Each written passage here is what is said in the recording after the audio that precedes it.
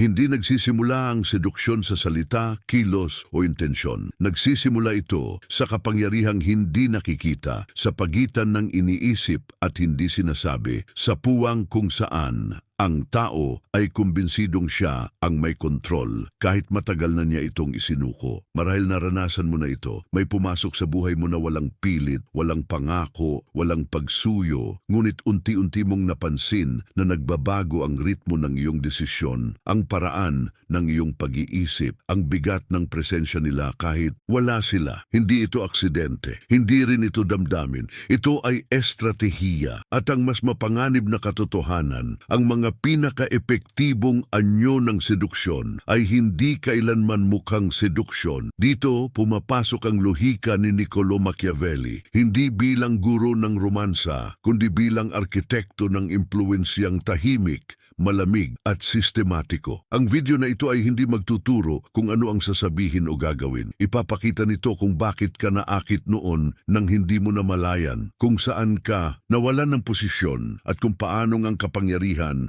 ay gumagana kapag hindi ito humihingi ng pahintulot. Ang pag-alis sa kalagitnaan ay mag-iiwan ng puwang sa iyong pag-unawa. Ang pananatili ay magbabago kung paano mo binabasa ang mga tao magpakailanman. Lichamwano, ang pinakamalaking kamalian sa seduksyon ay ang magpakita na gusto mo sa lahat ng larong panlipunan. May isang pagkakamaling paulit-ulit na ginagawa ng mga tao nang hindi nila namamalayan. Ipinapakita nila ang intensyon bago pa man maitatag ang balanse ng kapangyarihan. Kapag malinaw na gusto mo ang isang tao, hindi mo siya inilalapit. Inilalagay mo ang sarili mo sa mas mababang posisyon. Sa sandaling iyon, ang desisyon ay hindi na pantay. Ang kabilang panig ay nagiging tagahatol at ikaw ay nagiging aplikante. Hindi ito opinyon, ito ay mekanismo. Sa sandaling malinaw ang iyong hangarin, nawawala ang tensyon. At kung walang tensyon, walang seduksyon. Ang karamihan ay naniniwala na ang pagiging diretso ay lakas. Ngunit sa larangan ng impluwensiya, ang pagiging transparent ay kadalasang kahinaan. Ang tunay na kapangyarihan ay hindi kailanman nagmamadali magpakilala ng sarili. Ito ay nananatili, nagmamasid at hinahayaan ang kabilang panig na gumawa ng unang interpretasyon. Dito pa lamang nagsisimula ang tunay na laro. Ang seduksyon sa lente ng kapangyarihan ay hindi tungkol sa pagkuha. Ito ay tungkol sa paglikha ng kawalan. Kapag ang isang tao ay hindi sigurado kung saan siya nakatayo, ang kanyang isipan ay kusang gumagalaw upang punan ng puwang at sa prosesong iyon, siya mismo ang nagtatayo ng koneksyon. Ito ang dahilan kung bakit ang mga taong tila walang intensyon ang kadalasang mas nakaakit kaysa sa mga lantad ang pagnanais. Hindi sila agresibo, ngunit hindi rin sila naghihintay. Sila ay naroroon, ngunit hindi umaabot. Ang presensya nila ay may timbang dahil hindi ito humihingi ng atensyon. Sa sandaling maunawaan mo ito, mapapansin mo na ang karamihan sa mga nabigong ugnayan ay hindi nasira dahil sa kakulangan ng damdamin, kundi dahil sa sobrang pagbubunyag ng intensyon sa maling oras. Sa mga akda ni Niccolò Machiavelli, paulit-ulit na lumilitaw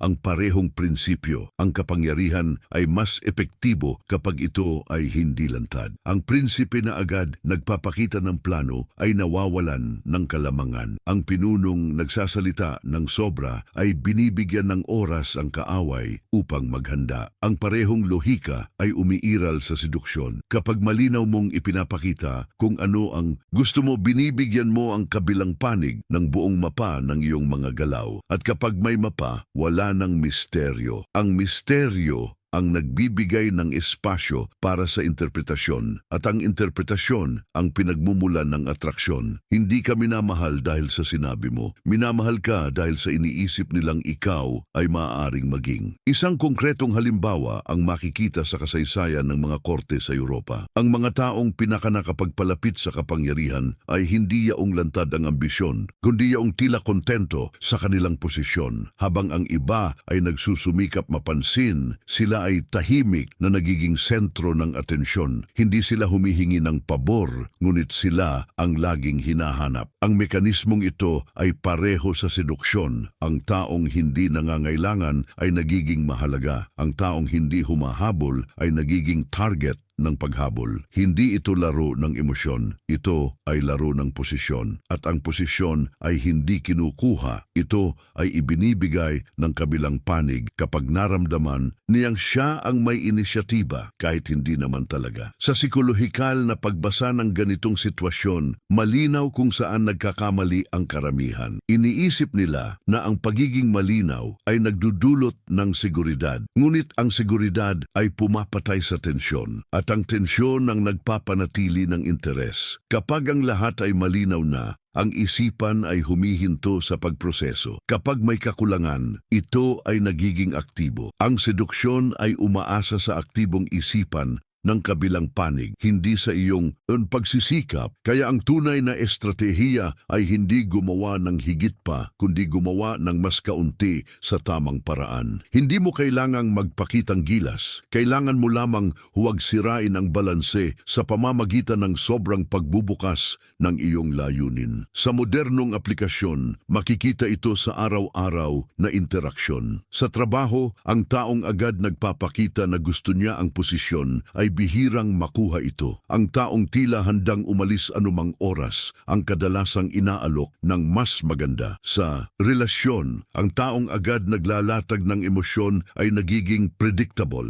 Ang taong marunong maghintay ay nagiging palaisipan at ang palaisipan ay hinahanap. Ang prinsipyong ito ay hindi nangangailangan ng teknik. Ito ay nangangailangan ng disiplina. Disiplina na huwag magbunyag bago pa man magkaroon ng leverage. Disiplina na hayaan ang kabilang panig ang magtanong. At sa sandaling siya ang nagtatanong, ang balanse ay unti-unti nang lumilipat. Ang unang aral na ito ay hindi nagbibigay ng aksyon, kundi nag-aalis ng maling reflex. Kapag natutunan mong pigilan ang agarang pagpapakita ng intensyon, nagsisimula kang mag-operate sa mas mataas na antas ng laro. Hindi ka na reaktibo, nagiging struktural ka at mula sa puntong ito, ang seduksyon ay hindi na isang pagsubok na mapansin, kundi isang proseso kung saan ang kabilang panig ang kusang lumalapit. Ngunit ito ay simula pa lamang dahil ang hindi pagpapakita ng intensyon ay hindi sapat kung hindi mo nauunawaan kung ano ang pumapalit dito. At doon papasok ang susunod na antas ng pag-unawa. Regra 2, ang taong may pinakamalaking kapangyarihan ay ang hindi nangangailangan ng sagot. Sa sandaling humingi ka ng katiyakan pahintulot o malinaw na tugon, inililipat mo ang sentro ng kapangyarihan palayo sa iyo. Ang seduksyon ay hindi namamatay dahil sa pagtanggi. Ito ay namamatay dahil sa pangangailangan ng kumpirmasyon. Kapag ang isang tao ay nagtatanong ng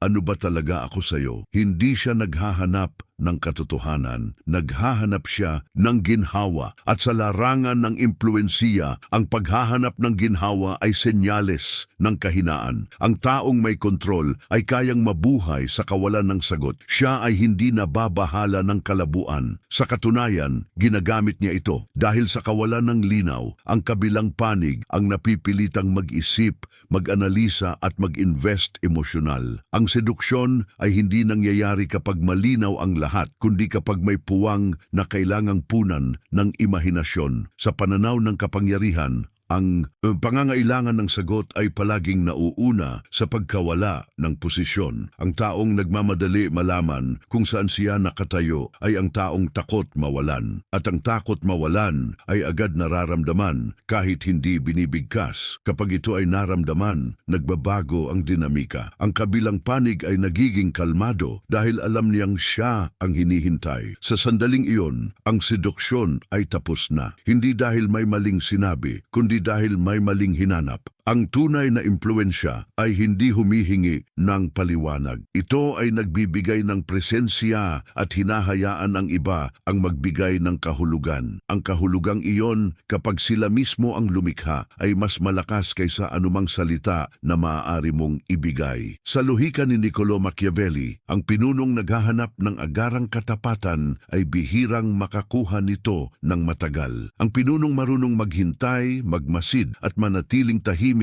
ay siyang sinusundan kahit walang utos. Ang parehong prinsipyo ang gumagana sa seduksyon. Ang taong hindi humihingi ng sagot ay nagiging sentro ng atensyon. Bakit? Dahil ang isipan ng tao ay likas na ayaw sa kawalan. Kapag walang malinaw na sagot, paulit-ulit itong babalik sa parehong tanong. At sa bawat pagbabalik, mas lumalalim ang emosyonal na pagkakabit. Hindi dahil sa pagmamahal, kundi dahil sa hindi natatapos na pagproseso.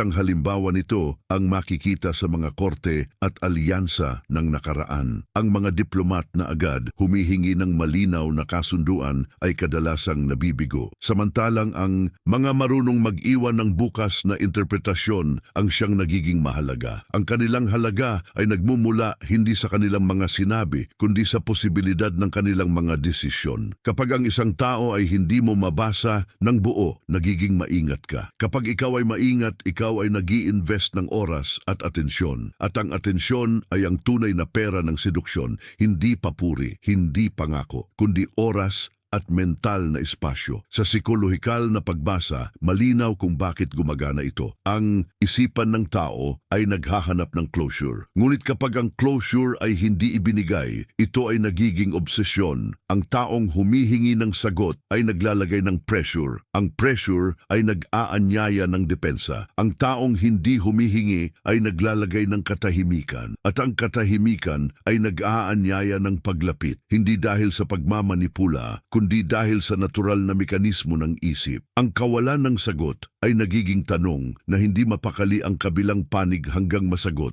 kahit sila mismo ang magbigay ng sagot sa kanilang isipan. Sa modernong konteksto, makikita ito sa lahat ng uri ng relasyon. Sa trabaho, ang empleyadong laging humihingi ng feedback ay bihirang tumaas. Ang hindi nangangailangan ng papuri ang kadalasang kinikilala. Sa sosyal na buhay, ang taong laging naghahanap ng malinaw na intensyon ay mabilis mawalan ng misteryo. Ang taong marunong manatili sa pagitan ng malinaw at malabo ay nagiging paksa ng usapan kahit wala siya. At sa romantikong ugnayan, ang taong kayang umalis nang hindi nagsasara ng pinto ang siyang hinahabol. Hindi dahil sa drama, kundi dahil sa hindi natapos na emosyonal na loop. Ang regla na ito ay hindi nagtuturo kung paano maglaro ng isip. Itinuturo nito kung paano hindi ibigay ang kontrol. Ang kawalan ng sagot ay hindi panlalamig. Ito ay disiplina. Disiplina na huwag humingi ng katiyakan sa maling oras. Disiplina na hayaan ng kabilang panig ang magtanong at sa sandaling sila ang nagtatanong, ang balanse ay malinaw na lumipat. Hindi mo sila tinulak. Hindi mo sila hinatak. Hinayaan mo lamang silang pumasok sa puwang na ikaw mismo ang lumikha sa pamamagitan ng katahimikan. Sa puntong ito, nagsisimula ng magbago ang identidad ng nag-a-apply ng prinsipyo. Hindi na siya naghahabol ng linaw. Hindi na siya nababahala sa kawalan ng sagot. Siya ay nagiging komportable sa pagitan. At ang pagiging komportable sa pagitan ang tunay na anyo ng kapangyarihan sa seduksyon.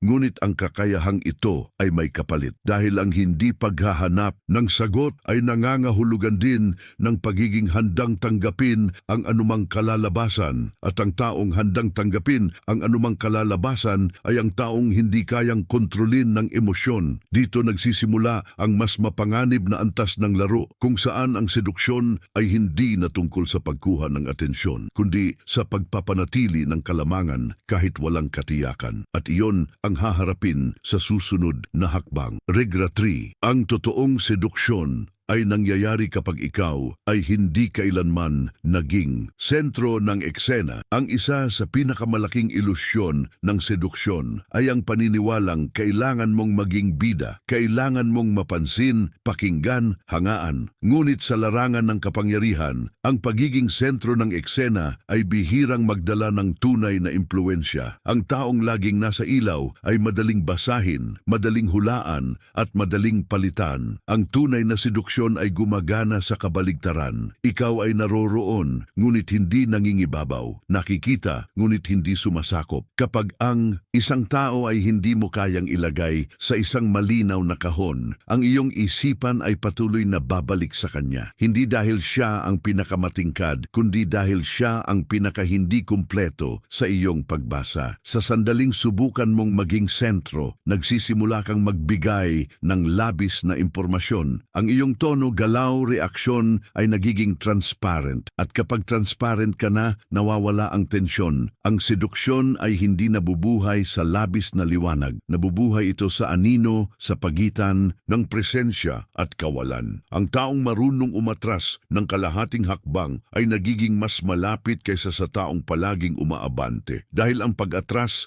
ay lumilikha ng espasyo at ang espasyo ang siyang pinupuno ng imahinasyon ng kabilang panig. Hindi mo sila hinihikayat. Hinahayaan mo silang mag-imbento ng bersyon mo sa kanilang isipan. At ang bersyong iyon ay kadalasang mas makapangyarihan kaysa sa anumang maaari mong ipakita. Sa lohika ng kapangyarihan ni Niccolo Machiavelli, ang pinunong lantad na naghahangad ng paghanga ay nawawalan ng autoridad. Ang pinunong tila hindi nangangailangan ng palakpak ang siyang sinusundan. Hindi dahil sa takot, kundi dahil sa bigat ng kanyang presensya. Ang parehong prinsipyo ang gumagana sa seduksyon. Kapag ikaw ay hindi nagsusumikap maging sentro, nagiging curious ang iba kung bakit. At ang curiosity ay mas malakas kaysa sa papuri. Ang papuri ay panandalian. Ang curiosity ay paulit-ulit bumabalik. Isang malinaw na halimbawa nito ang makikita sa mga sosyal na sitwasyon kung saan may isang taong hindi gaanong nagsasalita, ngunit kapag nagsalita ay may epekto. Ang kanyang mga salita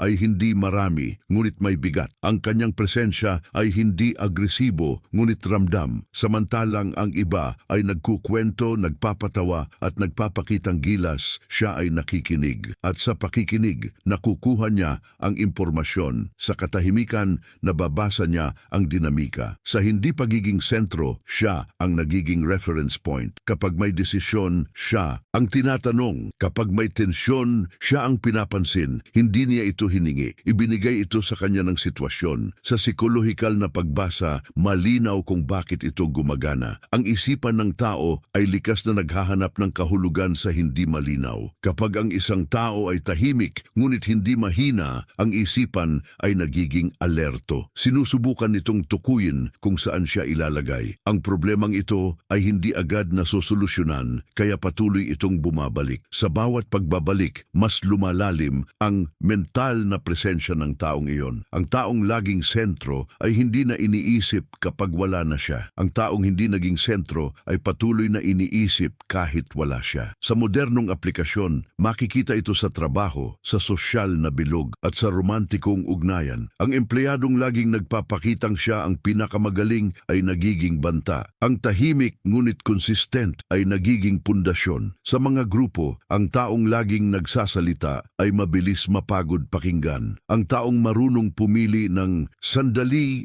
ay nagiging autoridad. Sa seduksyon, ang taong laging naghahanap ng atensyon ay nagiging predictable. Ang taong hindi nangangailangan nito ay nagiging mahalaga. Hindi dahil sa manipulasyon, kundi dahil sa natural na reaksyon ng isipan sa hindi ganap na nababasa. Ang regla na ito ay nangangailangan ng matinding disiplina sa ego dahil ang ego ang gustong maging sentro. Ang ego ang gustong mapansin. Ngunit ang kapangyarihan ay bihirang pabor sa ego. Ito ay pabor sa kontrol. At ang kontrol ay nagmumula sa kakayahang umatras kahit may pagkakataong umabante. Kapag natutunan mong hindi kunin ang eksena, nagsisimula kang kontrolin ang direksyon ng atensyon. Hindi ka na umaasa sa reaksyon ng iba. Ikaw ang nagtatakda kung kailan ka lilitaw at kailan ka mawawala. At sa pagkawala, mas nagiging mahalaga ang iyong paglitaw. Sa puntong ito, nagbabago ang paraan ng pakikisalamuha. Hindi ka na nagtatangkang mag-impress. Hindi ka na nag-a-adjust para mapansin. Ikaw ay nagiging stable na presensya sa isang mundong puno ng ingay. At ang katahimikan, kapag ito ay may laman, ay palaging mas malakas kaysa sa ingay. Ngunit ang hindi pagiging sentro ay hindi nangangahulugang pagiging pasibo. Ito ay aktibong pagpili na huwag ibigay ang lahat ng iyong bigat sa isang iglap. Dahil ang bigat kapag dahan-dahang nararamdaman ay mas mahirap alisin. Ang regla 3 ay naghahanda sa mas mapanganib na antas ng seduksyon. Dahil kapag natutunan mong maging makapangyarihan nang hindi nangingibabaw, nagsisimula kang gumalaw sa likod ng eksena. At sa likod ng eksena, ang mga desisyon ay ginagawa bago pa man sila makita. Ngunit ang kakayahang ito ay nangangailangan ng susunod na pag-unawa. Kung paano kontrolin ang ritmo ng presensya, hindi lamang ang lokasyon nito. At doon magsisimula ang susunod na hakbang ng laro. Regram Fat, ang may kontrol sa ritmo ay may kontrol sa damdamin ng seduksyon, ay hindi laban ng salita, kilos o intensyon. Ito ay laban ng oras, mas partikular, laban ng ritmo. Ang taong kumikilos ng sabay sa inaasahan ay walang kapangyarihan. Ang taong laging nauuna o nahuhuli sa tamang sandali ay nagiging sentro ng emosyonal na reaksyon ng iba. Kapag pareho ang bilis ninyo, walang tensyon. Kapag ikaw ang nagdidikta kung kailan may lapit at kailan may distansya, ang kabilang panig ay nagsisimulang mawalan ng panloob na balanse. At sa sandaling mawala ang balanse, doon pumapasok ang seduksyon. Hindi bilang romansa, kundi bilang kontrol sa emosyonal na tempo ng interaction. Ang karamihan ay nagkakamali dahil iniisip nilang ang konsistensya ay laging mabuti. Ngunit sa larangan ng impluensya, ang sobrang konsistensya ay nagiging predictable. Kapag palagi kang available, nawawala ang bigat ng presensya mo. Kapag palagi kang mabilis tumugon, nawawala ang halaga ng atensyon mo. Ang tunay na kapangyarihan ay hindi nagmumula sa dami ng ibinibigay, kundi sa timing ng pagbibigay. Ang taong marunong maghintay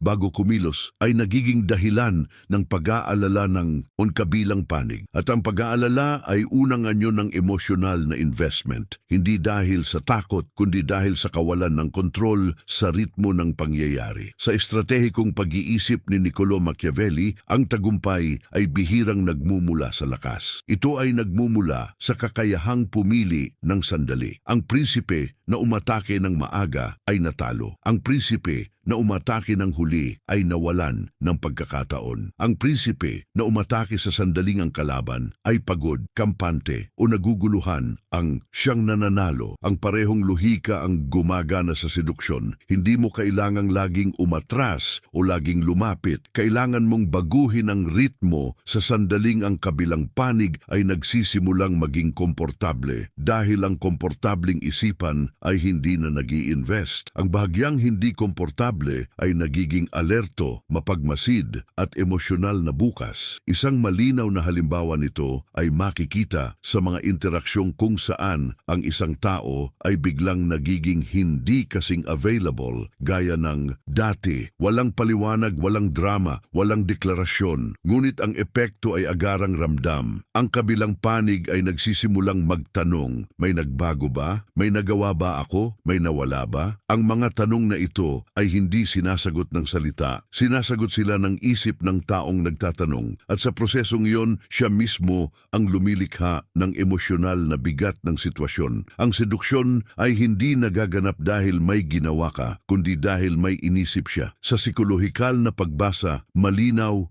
kung bakit kritikal ang ritmo. Ang emosyon ay hindi stable. Ito ay tumataas at bumababa batay sa inaasahan at paglabag sa inaasahan. Kapag ang lahat ay eksaktong inaasahan, bumababa ang emosyonal na arousal. Kapag may maliit na paglihis, tumataas ang atensyon. Ang taong may kontrol sa ritmo ay marunong lumikha ng maliliit na paglihis na hindi sapat para sirain ang koneksyon, ngunit sapat para buhayin ang interes. Ito ang sining ng timing, hindi hindi labis, hindi kulang. Tama lang upang panatiling aktibo ang emosyonal na sistema ng kabilang panig. Sa modernong konteksto, makikita ito sa lahat ng larangan. Sa trabaho, ang taong laging agad sumasagot ay bihirang igalang. Ang marunong pumili ng oras ng pagtugon ay itinuturing na mahalaga. Sa sosyal na buhay, ang taong laging present ay nagiging bahagi ng ingay. Ang taong paminsan-minsan lamang lumilitaw ay nagiging event. Sa romantikong ugnayan, ang taong palaging pareho ang intensidad ay nagiging predictable. Ang taong marunong magbago ng ritmo ay nagiging emosyonal na reference point. Hindi dahil sa manipulasyon, kundi dahil sa natural na reaksyon ng tao sa hindi pantay na daloy ng atensyon. Ang regla 4 ay hindi nagtuturo ng teknik kung kailan lalapit o lalayo. Itinuturo nito ang prinsipyo na ang oras ay isang sandata. Ang maling paggamit nito ay nagiging desperasyon. Ang tamang paggamit nito ay nagiging autoridad.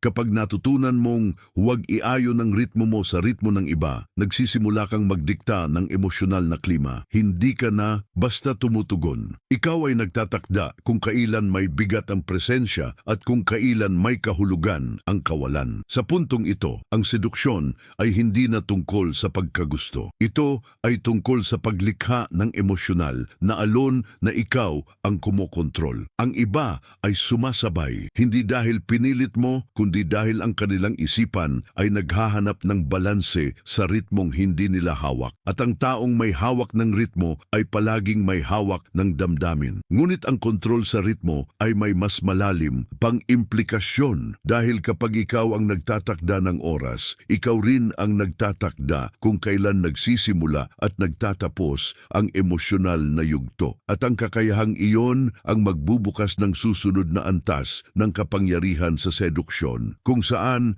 ang presensya ay hindi na lamang nararamdaman, kundi hinihintay. Regla 5, ang taong hindi takot mawala ay ang taong hindi kailanman naaalis. May isang linya na naghihiwalay sa mga nagiging opsyon at sa mga nagiging sentro ng desisyon, ang takot mawala. Sa sandaling matakot kang mawala ang isang tao, sitwasyon o oportunidad, nagsisimula kang mag-adjust at sa bawat pag-a-adjust, may kaunting kapangyarihang umaalis sa iyo. Ang seduksyon ay hindi nawawala dahil sa kawalan ng interes. Nawawala ito dahil sa takot na mawala. Kapag ang takot na iyon ay pumasok, nagiging halata ang intensyon, nagiging mabilis ang galaw, at nagiging mahina ang posisyon. Ang taong hindi takot mawala ay hindi kailangang patunayan ang halaga niya. At dahil hindi siya nagpapatunay, siya ang mas pinipiling manatili. Sa larangan ng kapangyarihan, ang takot ay laging nakikita bago pa man ito marinig. Ang katawan ay humihigpit, ang boses ay nagbabago, ang timing ay nagmamadali. Kahit walang salita, ang mensahe ay malinaw. Kailangan kita. At ang pangangailangan ay agad na naglilipat ng sentro ng kontrol. Ang seduksyon ay hindi nabubuhay sa pangangailangan. Nabubuhay ito sa kakayahang umalis ng buo, tahimik at walang paliwanag. Hindi dahil sa drama, kundi dahil sa paninindigan. Ang taong kayang umalis ay nagiging mahalaga dahil hindi siya nakakulong sa resulta. At ang hindi nakakulong sa resulta ay hindi kayang kontrolin ng emosyon ng iba. Sa estratehikong pag-iisip ni Niccolo Machiavelli, ang pinunong takot mawalan ng suporta ay madaling manipulahin. Ang pinunong handang isakripisyo ang pansamantalang alyansa upang protektahan ang posisyon ay siyang kinatatakutan at iginagalang. Ang parehong prinsipyo ang gumagana sa seduksyon. Ang taong takot mawala ang koneksyon ay nagiging sunod-sunuran. Ang taong handang mawala ang koneksyon ay nagiging reference point, hindi dahil sa kalupitan, kundi dahil sa kalinawan ng hangganan. Kapag malinaw na hindi ka mabubuhay o mamamatay sa isang resulta, ang kabilang panig ay nawawalan ng hawak sa iyo. Isang konkretong halimbawa nito ang makikita sa mga sitwasyong may ultimatum. Ang taong naglalagay ng ultimatum ay kadalasang siya ring takot mawala. Ngunit ang taong tahimik na tumatanggap ng anumang ikalalabasan ang siyang nagiging makapangyarihan. Kapag ang isang tao ay handang tumanggap ng pagkawala ng hindi nagkakawatak-watak, nagiging malinaw na ang kanyang halaga ay hindi nakatali sa isang individual at ang hindi nakatali ay hindi kayang itali. Ang seduksyon ay lumalalim sa puntong ito dahil ang kabilang panig ay nagsisimulang magtanong, kung kaya niyang mawala ako, bakit gusto ko siyang manatili? Ang tanong na iyon ay naglalagay ng bigat sa iyo nang hindi ka gumagawa ng anuman. Sa psikolohikal na pagbasa, ang takot mawalan ay nag-activate ng dalawang bagay, overcorrection at over-explanation. Kapag natatakot, ang tao ay nagbibigay ng sobra sa oras, sobra sa atensyon, sobra sa paliwanag. At sa pagbibigay ng sobra, bumababa ang perceived value. Ang isipan ng tao ay hindi nag-a-assign ng halaga sa bagay na madaling ibigay. Ngunit kapag ang isang presensya ay hindi palaging available, hindi palaging humihingi, at hindi palaging nananatili, ito ay nagiging mahalaga. Hindi dahil sa scarcity tactic, kundi dahil sa integridad ng paninindigan. Ang kakayahang umalis ay hindi pananakot. Ito ay patunay ng sariling sentro. Sa modernong konteksto, makikita ito sa trabaho, negosyo at relasyon. Ang empleyadong takot mawalan ng posisyon ay pumapayag sa lahat. Ang empleyadong handang umalis ay mas pinakikinggan. Ang negosyanteng takot mawalan ng kliyente ay bumababa ang presyo. Ang handang tumanggi ay tumataas ang halaga. Sa relasyon, ang taong takot iwanan ay nagiging unpredictable. Ang taong kayang umalis ay nagiging misteryo. At ang misteryo ay nagbubukas ng emosyonal na atensyon. Hindi dahil sa laro, kundi dahil sa paninindigan na hindi ako mawawala ang sarili ko para manatili. Ang regla Pango ay hindi nagtuturo ng pagiging malamig o walang pakialam. Itinuturo nito ang pagkakaroon ng sariling sentro. Ang taong may sariling sentro ay hindi natitinag ng pagkawala. Hindi dahil wala siyang nararamdaman, kundi dahil alam niya kung sino siya kahit walang ibang tao. At ang kaalamang iyon ay nararamdaman ng iba. Kapag naramdaman nilang hindi kanila kayang sirain sa pamamagitan ng pag-alis, nagsisimula silang mag-ingat. At ang pag-iingat ay nagiging paggalang. Mula sa paggalang, umuusbong ang tunay na atraksyon. Sa puntong ito ng sistema, ang seduksyon ay hindi na nakabatay sa reaksyon ng kabilang panig. Ito ay nakabatay sa iyong kakayahang manatiling buo kahit anong mangyari. Hindi ka na umaasa sa pagpapatunay. Hindi ka na natitinag ng pagbabago ng tono. Ikaw ay nagiging stable na punto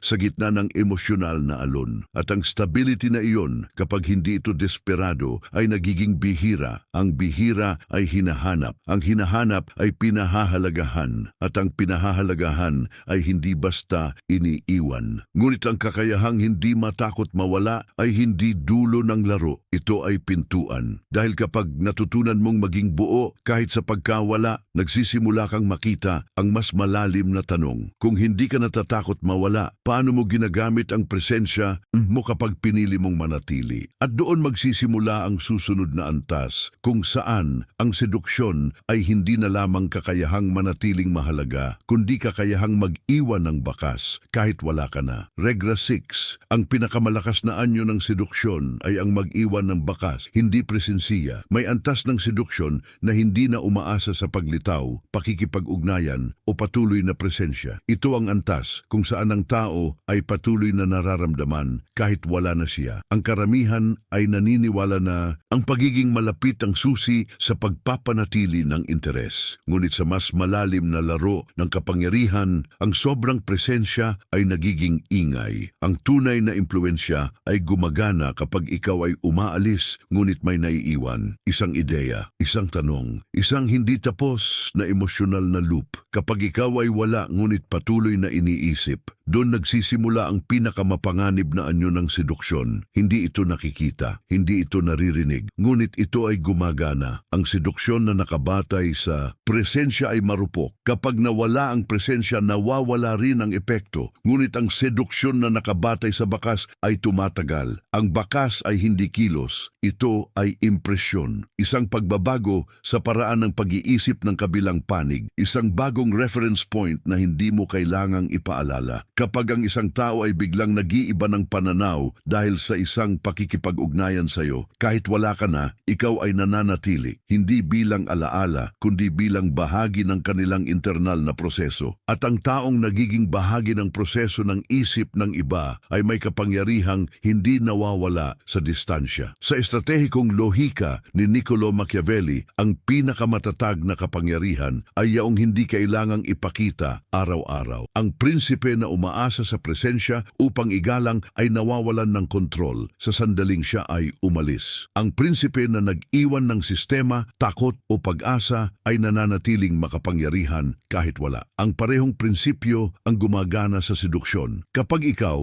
ay naging karanasan, hindi lamang tao, hindi ka madaling palitan, ang karanasan ay nagiging sukatan. Ang susunod na makikilala ay ikukumpara sa iyo kahit hindi ka binabanggit. At sa paghahambing na yon, ikaw ay patuloy na nabubuhay. Isang malinaw na halimbawa nito ay makikita sa mga taong hindi nagtagal sa isang grupo ngunit patuloy na binabanggit. Hindi dahil sila ang pinakamaingay, kundi dahil may binago sila. Maaring isang tanong na nagpaisip, isang katahimikan na nagpakaba, isang desisyong hindi inaasahan. Ang mga elementong ito ay nagiging bakas, at ang bakas ay mas makapangyarihan kaysa sa presensya dahil hindi ito kayang kontrolin ng oras. Kapag ang isang tao ay iniisip ka sa iyong kawalan, ikaw ang may hawak ng emosyonal na espasyo ng walang gastos. Sa psikolohikal na pagbasa, ang bakas ay gumagana dahil sa prinsipyo ng hindi natapos. Ang isipan ng tao ay ayaw sa bukas na loop. Kapag may karanasang hindi ganap na naiproseso, ito ay patuloy na binabalikan. Ang taong nag-iiwan ng malinaw na simula at malinaw na wakas ay madaling kalimutan. Ang taong nag-iiwan ng tanong ay hindi. Ang seduksyon sa antas na ito ay hindi nangangailangan ng follow-up. Ito ay umaasa sa internal na pag-uulit ng kabilang panig. At ang internal na pag-uulit ay mas malakas kaysa sa anumang external na pagsisikap. Sa modernong aplikasyon, makikita ito sa mga relasyon kung saan ang isang tao ay umalis nang hindi nagsasara ng lahat ng pinto. Walang drama, walang paliwanag, ngunit may integridad.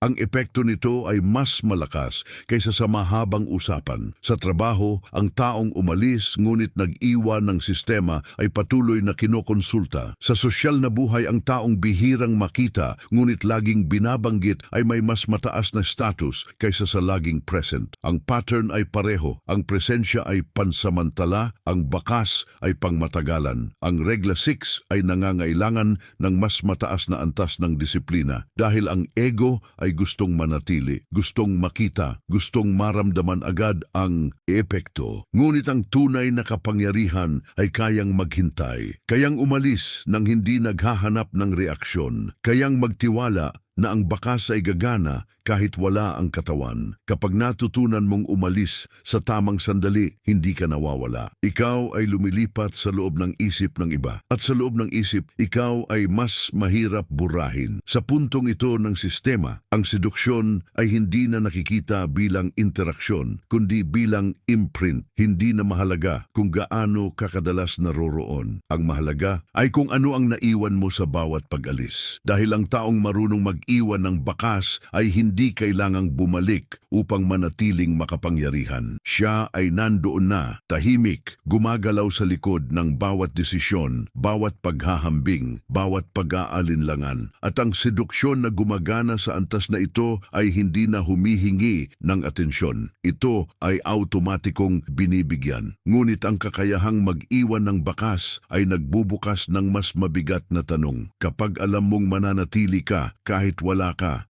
paano mo pipiliin kung kailan ka babalik? At kapag bumalik ka, paano mo gagamitin ang posisyong iyon nang hindi sinisira ang epekto ng iyong kawalan? Ang sagot sa tanong na iyon ang magdadala sa susunod na antas ng laro, kung saan ang seduksyon ay hindi na lamang impluwensiya, kundi pamamahala ng alaala at inaasahan. At doon, ang kapangyarihan ay nagiging tahimik na permanente. Regra 7, ang hindi mo sinasabi ang siyang pinakamalakas na mensahe. Sa puntong ito ng seduksyon, nagiging malinaw ang isang bagay. Ang salita ay hindi pangunahing sandata. Ito ay panghuli. Ang tunay na impluensya ay umiiral bago pa man magsalita ang tao at madalas ay mas malakas kapag pinili niyang huwag magsalita. Ang karamihan ay naniniwala na ang kapangyarihan ay nagmumula sa kakayahang magpaliwanag, maglinaw at magbigay ng dahilan. Ngunit sa mas malalim na laro, ang sobrang paliwanag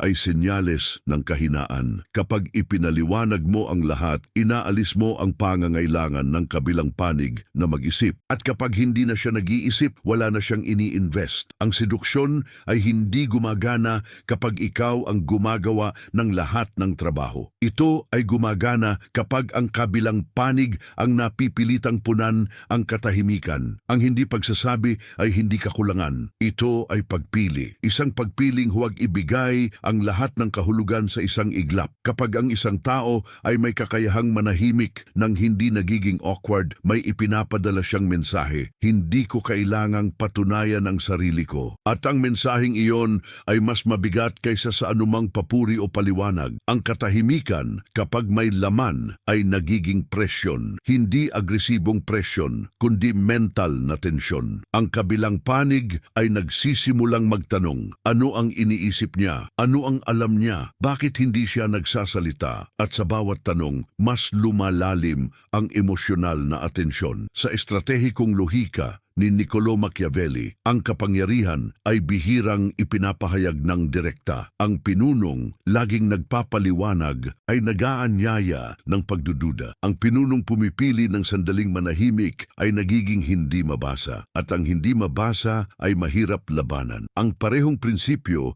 ang gumagana sa seduksyon. Kapag palagi kang may sagot, nagiging predictable ka. Kapag may mga sandaling hindi ka nagbibigay ng sagot, nagiging mapanganib ka sa isipan ng iba. Hindi dahil sa pananakot, kundi dahil sa kakulangan ng impormasyon. Isang malinaw na halimbawa nito ang makikita sa mga interaksyon kung saan may isang taong hindi agad tumutugon sa emosyonal na pahiwatig. Walang pagtanggi, walang pagsang-ayon, isang maikling katahimikan lamang. Ngunit ang katahimikang iyon ay nagiging salamin kung saan ang kabilang panig ay nakikita ang sarili niyang intensyon. Kapag ang isang tao ay hindi mo agad sinasagot, napipilitan siyang ipaliwanag ang sarili niya at sa pagpapaliwanag, mas marami siyang ibinubunyag. Ang katahimikan mo ay nagiging imbitasyon para sa kanya na magsalita at habang siya ay nagsasalita, ikaw ay nagiging mas mahalaga dahil ikaw ang nakikinig. Sa psikolohikal na pagbasa, ang hindi pagsasabi ay gumagana dahil ang isipan ay ayaw sa vacuum. Kapag may puwang, ito ay pinupuno. Kapag may katahimikan, ito ay binibigyan ng kahulugan. At ang kahulugang iyon ay kadalasang mas personal at mas malakas kaysa sa anumang maaari mong sabihin. Ang taong nagsasalita ay naglalabas ng emosyon. Ang taong nananahimik ay nagiging sisidlan ng emosyon ng iba. At ang sisidlan ay may kontrol sa laman. Hindi mo kailangang idikta ang nararamdaman ng iba. Kailangan mo lamang huwag hadlangan ang kanilang sariling interpretasyon. Sa modernong konteksto, makikita ito sa trabaho, sa sosyal na dinamika at sa romantikong ugnayan. Ang taong laging nagpapaliwanag ng kanyang mga desisyon ay nagiging defensibo. Ang taong pumipili kung kailan magsasalita ay nagiging autoridad. Sa mga grupo, ang taong laging may opinyon ay mabilis makilala, ngunit mabilis ding maubos. Ang taong bihirang magsalita, ngunit laging may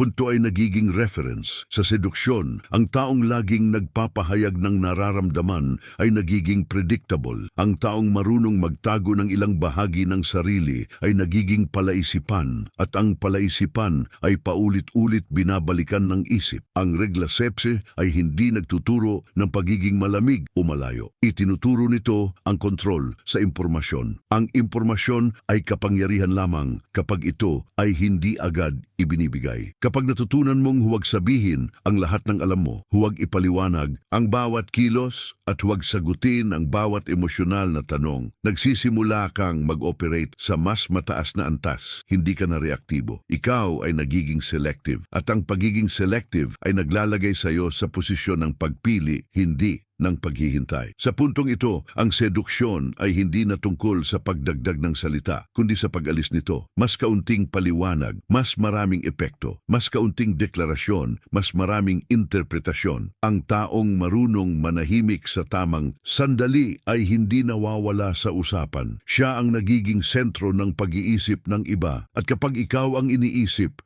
kahit wala ka, ikaw ang may hawak ng laro. Ngunit ang kakayahang manahimik ay may mas mataas pang antas. Dahil kapag alam mo kung kailan hindi magsasalita, kailangan mo ring malaman kung kailan ang isang salita ay sapat na upang baguhin ang buong dinamika. At ang paggamit ng iisang salita sa tamang sandali ay mas mapanganib kaysa sa 1,000 paliwanag. Ang pag-unawa sa sandaling iyon ang magbubukas ng susunod na yugto, kung saan ang seduksyon ay hindi na tuloy-tuloy na impluwensiya kundi eksaktong pag-atake sa tamang oras. At doon, ang salita ay nagiging sandata muli, ngunit isa na lamang at hindi kailanman nasasayang. Regla 8. Ang taong kontrolado ang sarili ang siyang kumukontrol sa iba. May antas ng seduksyon na hindi na umaasa sa kilos, ritmo o katahimikan. Ito ang antas kung saan ang tunay na labanan ay nagaganap sa loob. Ang karamihan ay sumusubok kontrolin ang sitwasyon, ang reaksyon ng iba o ang direksyon ng relasyon. Ngunit sa mas malalim na laro, ang unang kailangang makontrol ay ang sarili. Ang taong hindi kontrolado ang emosyon ay palaging reaktibo at ang reaktibo ay palaging nahuhuli. Ang seduksyon ay hindi gumagana kapag ikaw ay ginagalaw ng galit, takot, pagnanasa o kaba. Ito ay gumagana kapag ikaw ay nananatiling kalmado habang ang emosyon ng kabilang panig ay gumagalaw. Sa sandaling ikaw ang pinakamatatag na elemento sa silid, ikaw ang nagiging sentro ng grabidad. Ang kawalan ng self-control ay palaging naglalabas ng signal. Kahit gaano ito itago, ito ay lumalabas sa timing, tono at desisyon. Kapag ikaw ay naiirita, nagiging mabilis. Kapag ikaw ay natatakot, nagiging defensive. Kapag ikaw ay nasasabik, nagiging labis. At ang labis ay laging nakikita. Ang taong marunong pigilan ng sarili ay nagiging hindi mabasa. Hindi dahil wala siyang nararamdaman, kundi dahil hindi niya hinahayaang ang emosyon ang magdikta ng kilos. At ang taong hindi mo mabasa ay mahirap kontrolin. Kapag hindi ka nila kayang galawin emosyonal, nagsisimula silang mag-adjust sa'yo. Sa estratehikong lohika ni Niccolo Machiavelli, ang pinunong alipin ng sariling emosyon ay madaling talunin. Ang pinunong marunong maghintay, magtimpi at kumilos lamang kapag malinaw ang bentahe